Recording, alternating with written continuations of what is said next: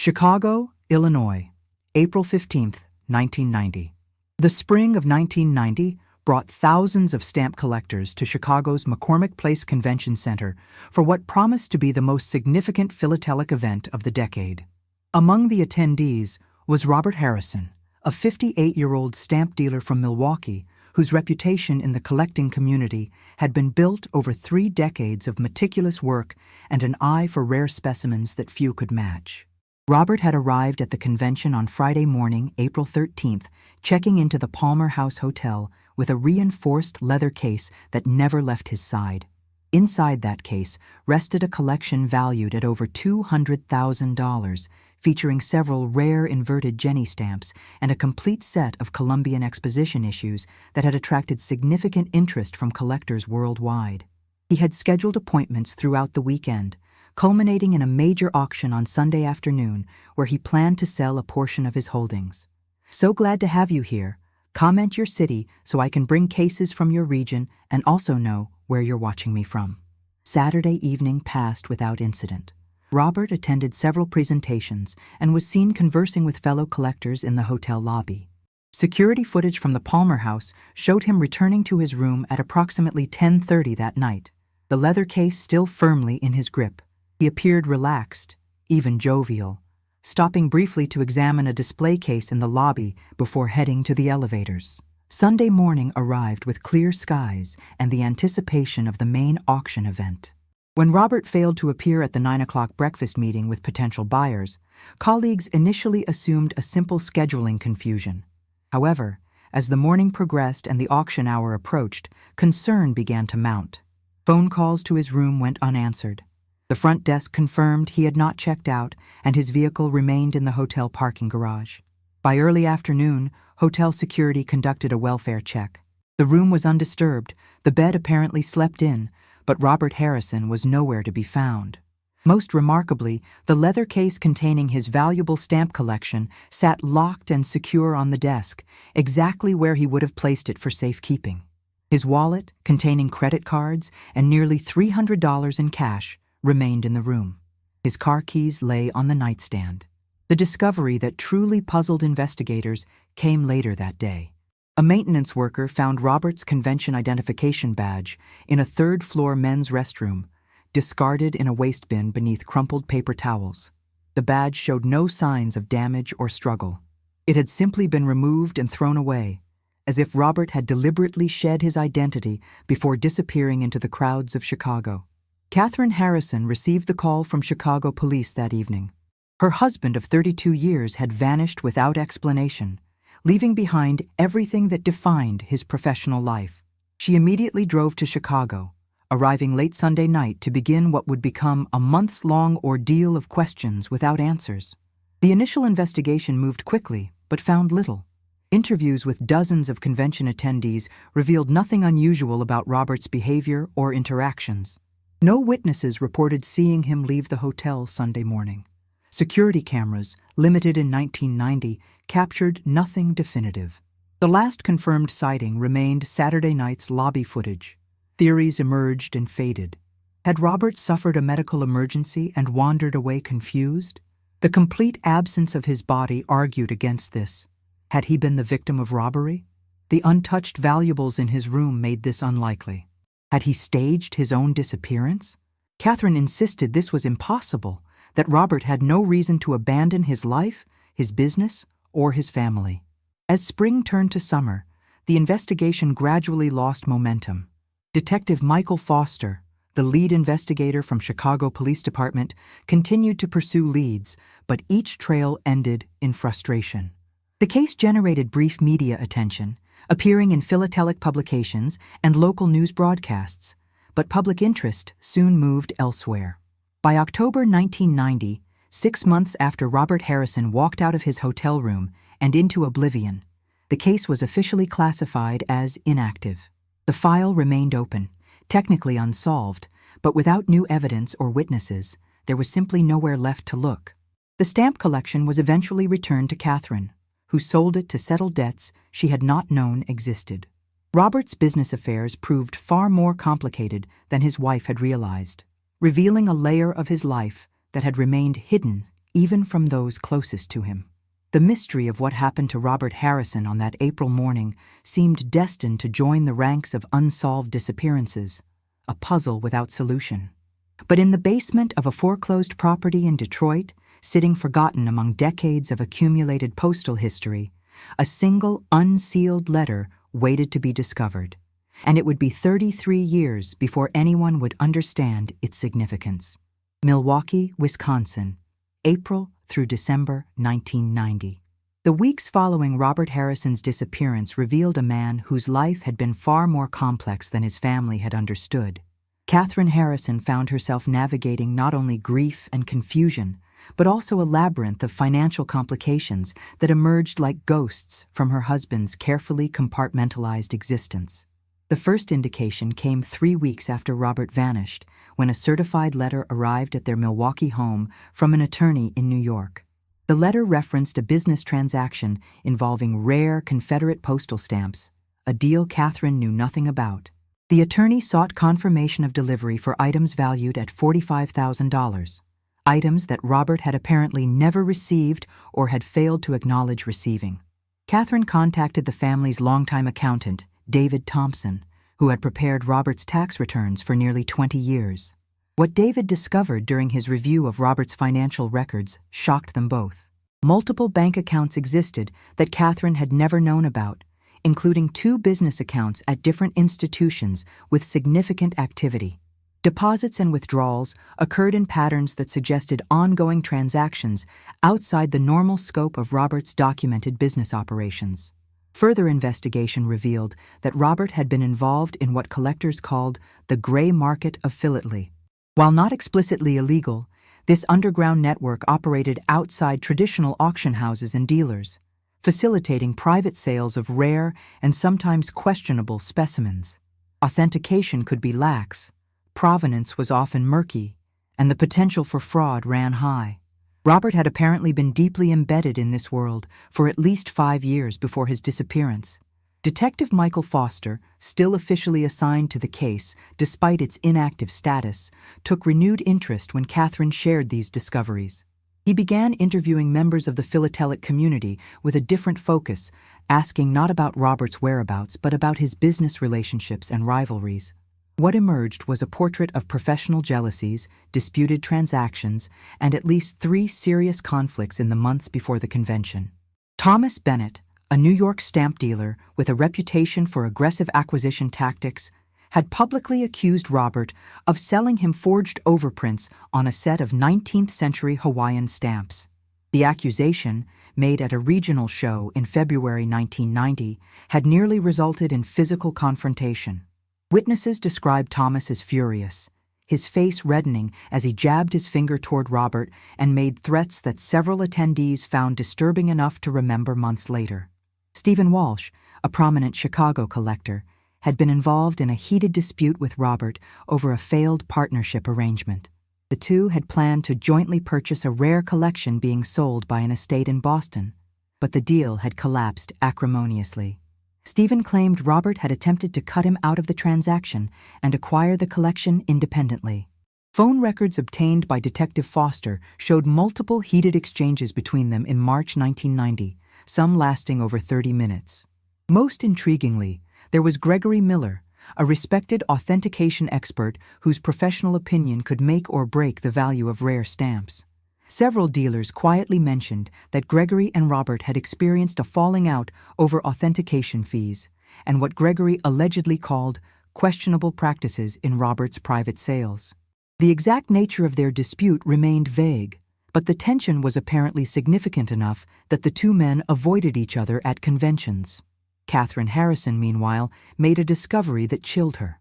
While sorting through Robert's home office in June, she found a small wall safe hidden behind a removable panel in his closet. She had never known of its existence.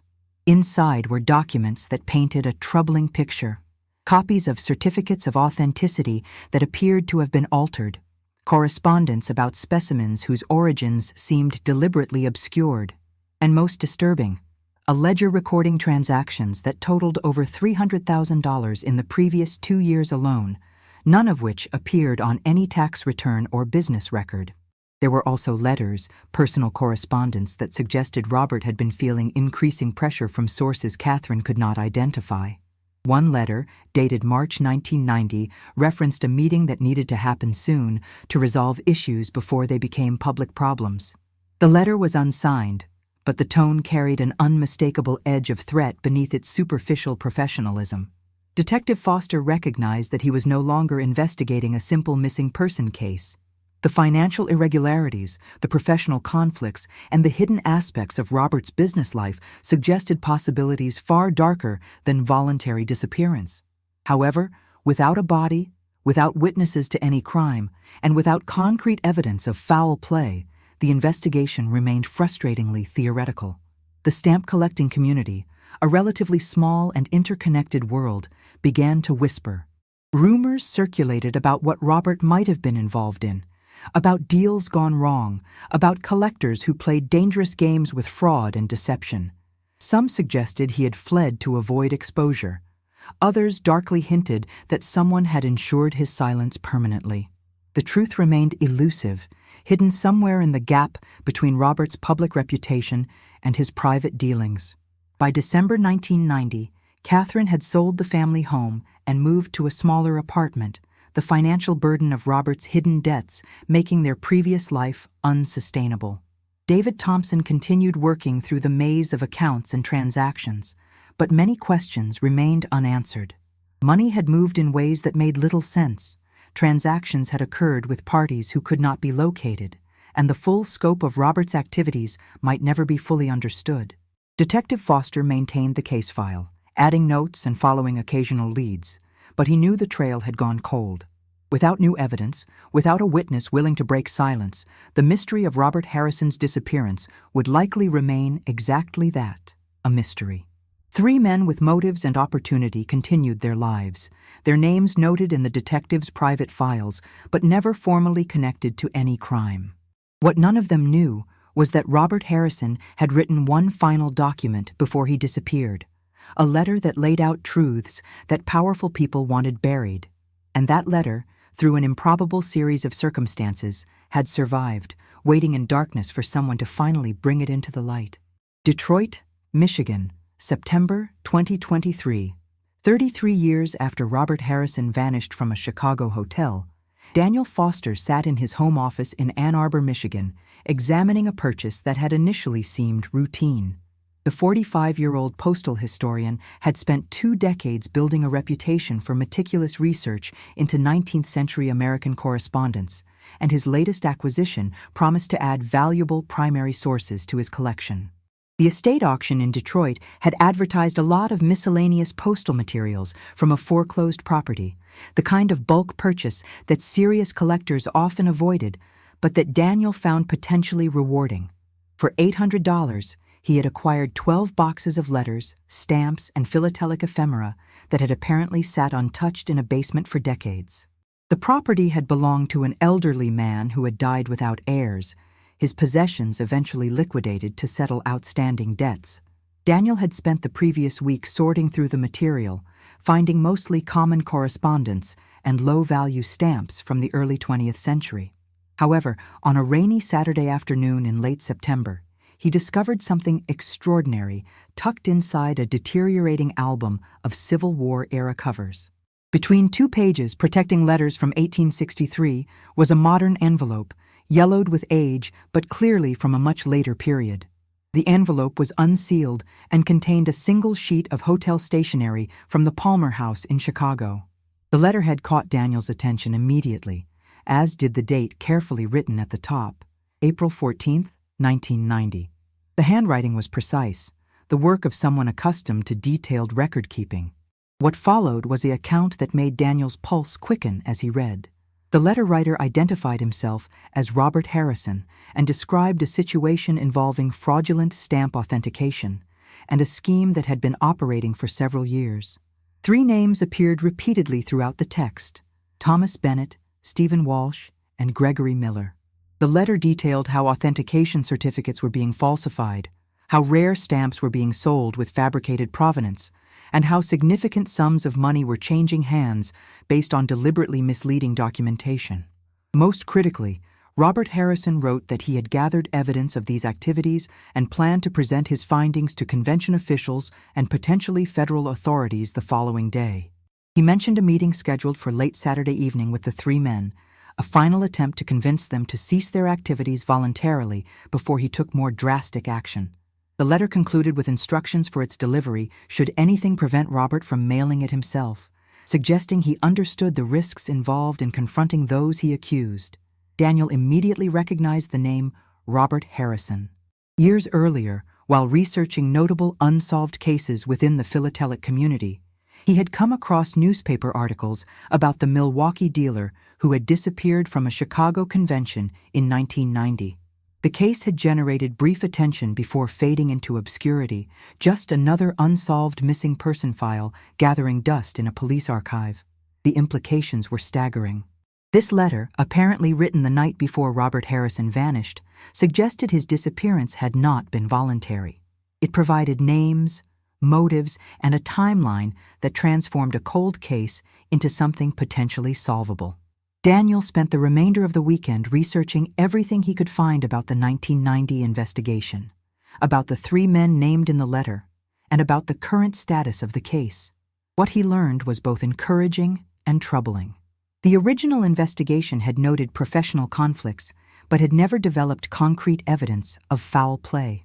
Thomas Bennett had died in 1998, removing one potential witness or suspect from consideration. However, Stephen Walsh and Gregory Miller were both still alive, living quiet retirements in different parts of the country. Neither had ever been formally questioned in connection with Robert Harrison's disappearance beyond the routine interviews conducted with all convention attendees in 1990. Daniel contacted the FBI field office in Detroit on Monday morning, explaining his discovery and its potential significance. The agent who took his call, Special Agent Jennifer Martinez, initially seemed skeptical that a 33-year-old letter could meaningfully advance a cold case. However, after Daniel sent photographs of the document and explained the context, her tone shifted dramatically. She promised to review the original case files and contact him within 48 hours. True to her word, Agent Martinez called back on Wednesday. The FBI was taking the discovery seriously. The letter would need to be authenticated, and experts would need to verify the handwriting against known samples from Robert Harrison.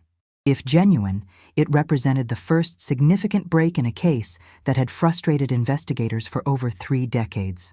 The Bureau was preparing to formally reopen the investigation, bringing modern forensic techniques and resources to bear on evidence that had been inadequately examined in 1990. Daniel provided the original letter to federal authorities, watching as the document that had survived decades of neglect was carefully sealed in an evidence bag. He had stumbled into something far larger than a historical curiosity. The letter represented a voice reaching across 33 years, a victim speaking from the past to finally reveal the truth about his fate. As Agent Martinez prepared to leave Daniel's home with the evidence secured, she made an observation that left him unsettled. The letter had survived against remarkable odds, passing through unknown hands and circumstances to end up in an estate auction where someone with the knowledge to recognize its significance would find it. The chain of events seemed almost impossibly coincidental, raising questions about whether the letter's preservation had been truly accidental or if someone had ensured it would eventually surface. Whatever the explanation, the words Robert Harrison had written on the last night of his life were about to shake the foundations of lives built on decades of silence and secrets. Chicago, Illinois, October 2023. The reopening of the Robert Harrison case marked the beginning of an investigation that would ultimately expose one of the most elaborate fraud schemes in philatelic history. Special Agent Jennifer Martinez assembled a team that included forensic document examiners, financial investigators, and specialists in art and collectibles fraud. Their first task was authenticating the letter Daniel Foster had discovered, a process that took 3 weeks and involved comparison with Robert Harrison's known handwriting samples, analysis of the paper and ink, and verification of the hotel stationery's age. By late October, the results were conclusive. The letter was genuine, written by Robert Harrison on April 14, 1990, using a pen and paper consistent with the period and location. The hotel confirmed that their stationery design matched what had been in use during the spring of 1990, and forensic analysis found no signs of modern forgery or manipulation. Robert Harrison's final written words were authentic, and they painted a damning picture of criminal activity within the stamp collecting world. The investigation team began by examining what had happened to Thomas Bennett, Stephen Walsh, and Gregory Miller in the decades since Robert's disappearance. Thomas Bennett's death in 1998 from heart disease removed him from direct questioning, but his business records, subpoenaed from archived storage, revealed patterns of transactions that supported Robert's accusations. Multiple sales of high-value stamps with authentication certificates from Gregory Miller had occurred in the months before and after Robert vanished, sales that generated substantial profits for Bennett's dealership. Stephen Walsh, now 71 years old and living in a comfortable retirement community in Phoenix, Arizona, initially appeared to have left the stamp business entirely after 1995. However, financial records told a different story. Bank accounts showed regular deposits from what appeared to be investment income, but the sources of these investments proved difficult to trace. The amounts were significant enough to fund a lifestyle that seemed inconsistent with Walsh's documented business success before his retirement. Gregory Miller presented the most complex profile. The 68-year-old authentication expert had maintained a respected position in the philatelic community until his retirement in 2010. His certificates still considered reliable by major auction houses. His home in Boston housed an extensive personal collection, and his reputation had never been publicly questioned. On the surface, he appeared to be exactly what he claimed, a dedicated expert who had spent his career ensuring the integrity of rare stamp transactions. Agent Martinez and her team obtained search warrants for both Walsh's and Miller's properties, a process that required demonstrating probable cause based on the letter's contents and supporting financial evidence. The searches, conducted simultaneously on November 3rd, yielded results that exceeded even the investigators' expectations. At Stephen Walsh's Phoenix residence, agents found a storage unit key hidden in a bedroom safe. The unit, rented under a business name that had been inactive for 20 years, contained boxes of documents that Walsh had apparently never been able to bring himself to destroy.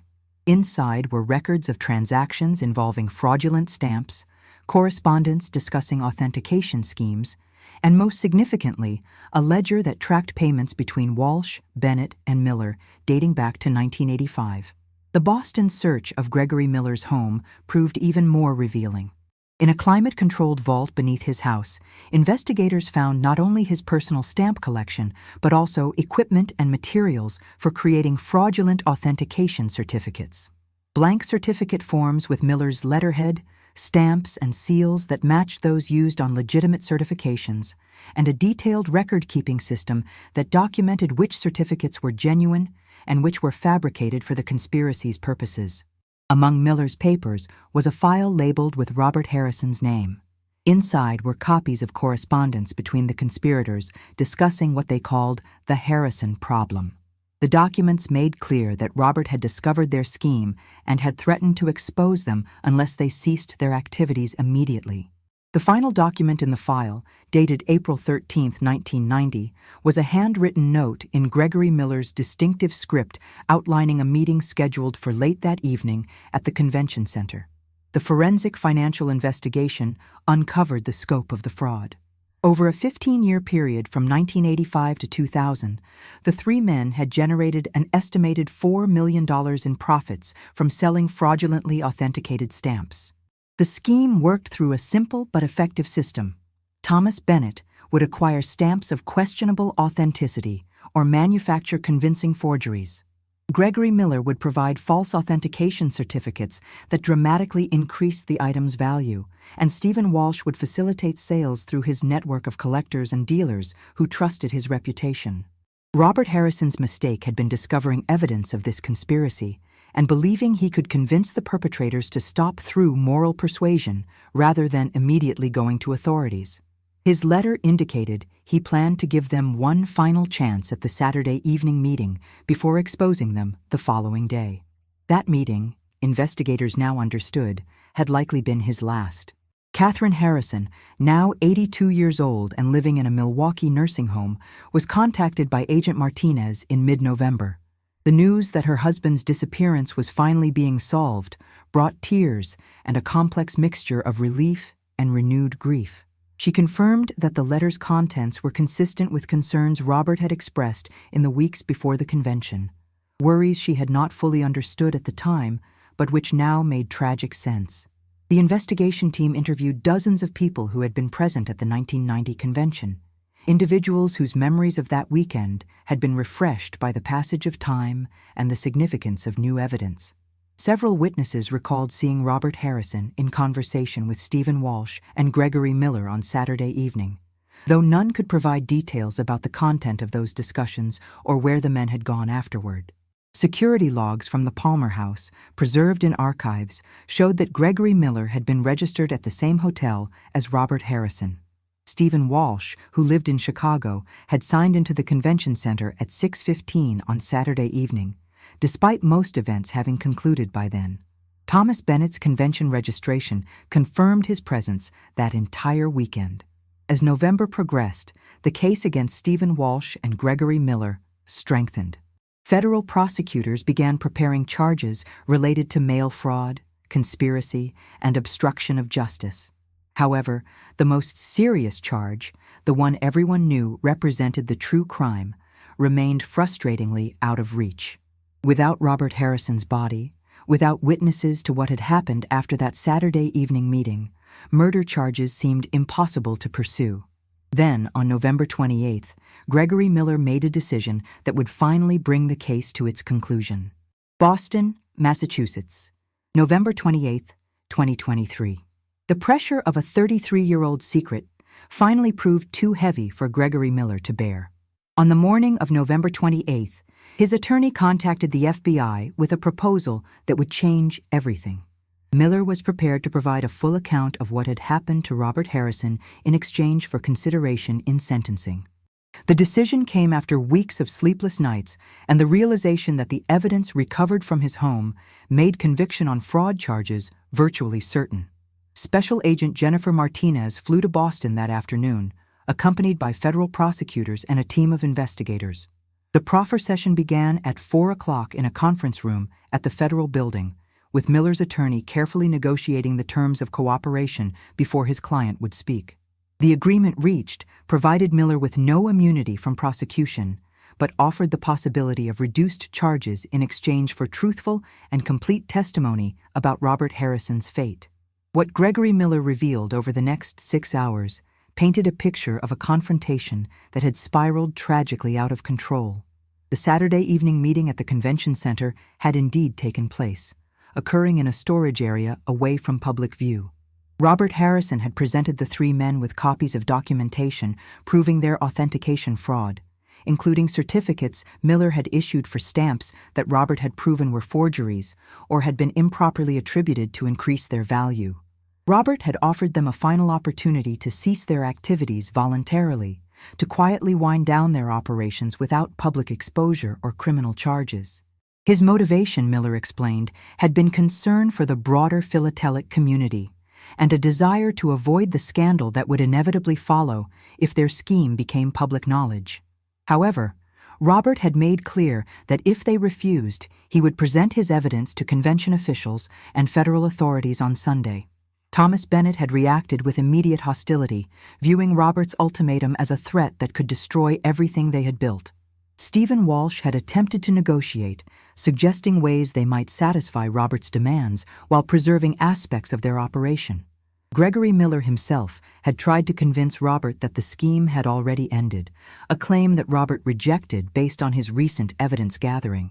The discussion had grown increasingly heated as the three men realized that Robert was immovable in his determination. Bennett, according to Miller's account, had become particularly aggressive, his anger escalating to the point where physical confrontation seemed imminent. The situation had moved from the convention center to the Palmer House parking garage, where Bennett's vehicle was located and where they could continue the conversation away from potential witnesses. What happened in that parking garage at approximately 11:30 on Saturday evening, April 14, 1990, had haunted Gregory Miller for 33 years. Bennett had shoved Robert during an argument, causing him to fall backward and strike his head against a concrete pillar. The injury had been immediately catastrophic, leaving Robert unconscious and unresponsive within moments. Miller's account described the panic that had followed, 3 men standing over a colleague who had stopped breathing, knowing that their criminal conspiracy had just escalated into something far worse.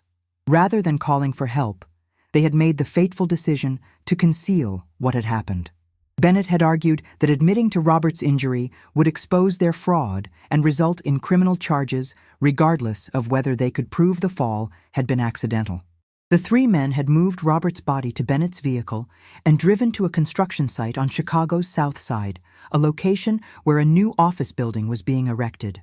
Stephen Walsh had known about the site through business connections and was aware that a concrete pour was scheduled for Monday morning.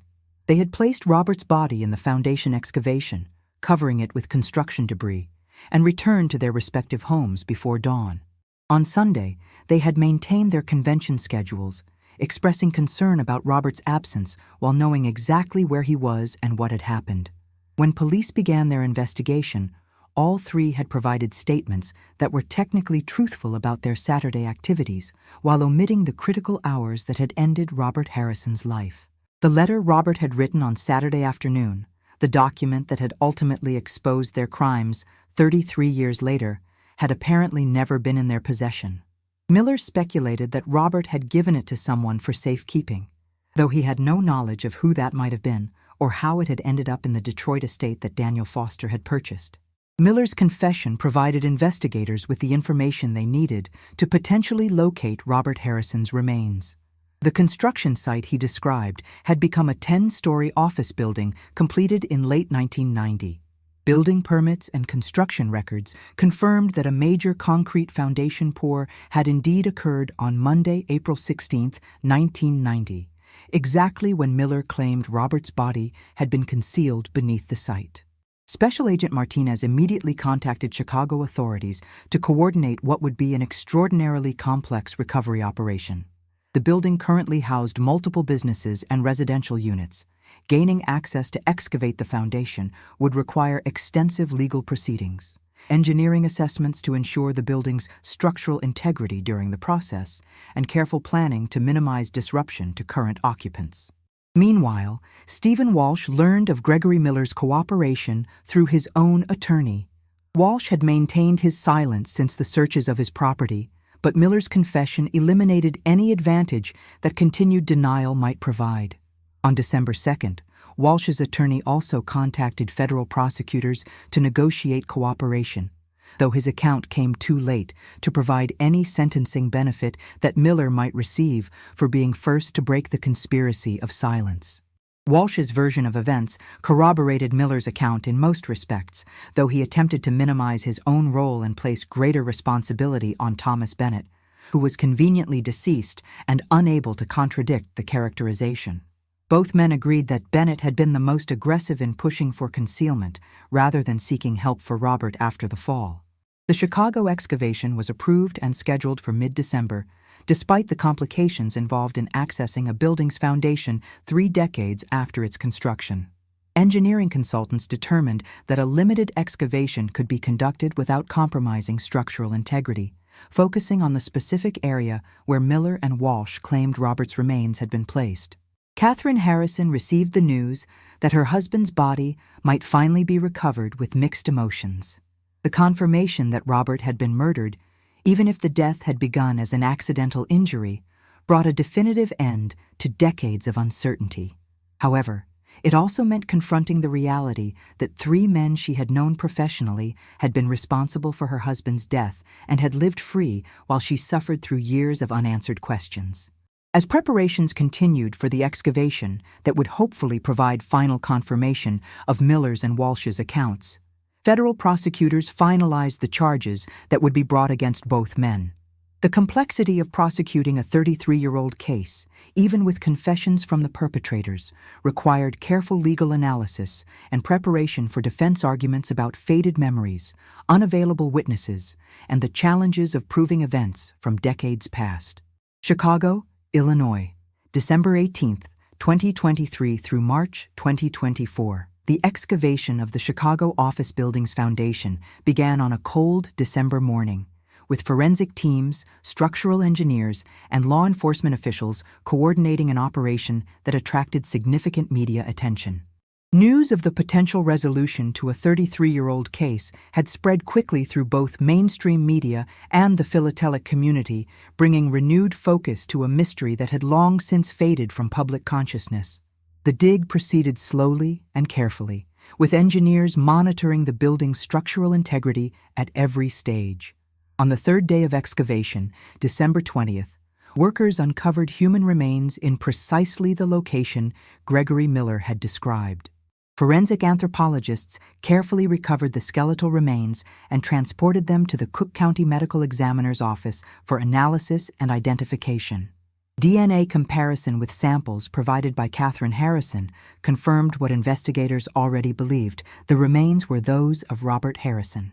The medical examiner's analysis found evidence of trauma to the skull consistent with the impact Miller and Walsh had described, though 3 decades of burial made determining exact cause of death more complex. However, the location of the remains, combined with the confessions and supporting evidence, provided prosecutors with a complete picture of what had happened. Catherine Harrison was informed of the positive identification on December 22nd. After 33 years of waiting, she finally had confirmation of her husband's fate and could begin planning the burial that circumstances had denied her for more than 3 decades. A funeral service was held in Milwaukee on January 8, 2024, attended by family, remaining friends from the philatelic community, and Daniel Foster, whose discovery had made this closure possible. Federal prosecutors moved forward with charges against Gregory Miller and Stephen Walsh. Both men faced counts of conspiracy to commit mail fraud, obstruction of justice, and being accessories after the fact to involuntary manslaughter. While Thomas Bennett had been the one whose actions had directly caused Robert Harrison's death, his 2 accomplices bore legal responsibility for the concealment and the decades of deception that had followed. The legal proceedings moved relatively quickly, as both defendants had already confessed, and their attorneys focused on negotiating plea agreements rather than contesting the charges. Gregory Miller, who had been first to cooperate and had provided the crucial information about the location of Robert's remains, reached an agreement with prosecutors in late January. He pleaded guilty to all charges in exchange for a recommendation of a reduced sentence. Stephen Walsh's negotiation proved more contentious, as prosecutors were less inclined to offer favorable terms to someone who had only cooperated after being implicated by Miller's confession. However, Walsh's corroboration of key details and his additional information about the financial aspects of the fraud scheme ultimately resulted in a plea agreement, though one less favorable than Miller had received. The sentencing hearings took place in February 2024 in federal court in Chicago. Catherine Harrison attended, accompanied by family members and by Daniel Foster, who had become an unexpected figure in the case's resolution. The courtroom heard impact statements describing how Robert Harrison's disappearance had devastated his family, and how the decades of uncertainty had compounded their grief. Gregory Miller received a sentence of 12 years in federal prison, with credit for his cooperation, but reflecting the seriousness of his crimes and his role in concealing Robert's death for more than 3 decades. At 68 years old, the sentence effectively meant he would spend his remaining healthy years incarcerated, his reputation destroyed, and his place in the philatelic community forever tarnished by the revelation of his fraudulent activities. Stephen Walsh was sentenced to 15 years, a longer term that reflected his lesser cooperation and his role in selecting the concealment location. At 71, Walsh faced the likelihood of dying in prison. The comfortable retirement he had enjoyed for years replaced by the consequences of choices made in a parking garage 3 decades earlier. The resolution of the Robert Harrison case sent shockwaves through the stamp-collecting community. Authentication procedures were reviewed and strengthened across the industry, with major auction houses implementing more rigorous verification processes. The revelation that Gregory Miller, a respected expert whose certificates had been trusted for decades, had been systematically issuing fraudulent authentications led to comprehensive reviews of thousands of stamps he had certified over his career. Daniel Foster, whose routine estate purchase had ultimately solved a 33-year-old mystery, found himself in demand as a speaker at philatelic conferences and historical societies. His story highlighted how seemingly mundane documents could hold extraordinary significance, and how the patience to examine historical materials carefully could yield unexpected discoveries. The rare misprinted letter that had initially drawn him to purchase the estate lot proved valuable, but its significance paled compared to the unsealed letter from Robert Harrison that had been hidden among the collection. Catherine Harrison lived to see justice served, though the resolution came far later than she had hoped during the long years of uncertainty following her husband's disappearance. She established a small foundation in Robert's memory, dedicated to promoting ethical practices in philately and supporting research into postal history. The foundation received donations from throughout the collecting community, including from individuals who had unknowingly purchased fraudulently authenticated stamps during the conspiracy's operation. The case became a subject of study in law enforcement training programs, illustrating both the challenges of cold case investigations and the potential for new evidence to emerge decades after a crime. The letter Robert Harrison had written on the last day of his life had survived through circumstances that remained somewhat mysterious, passing through unknown hands before reaching an estate sale where someone with the knowledge to recognize its significance would find it.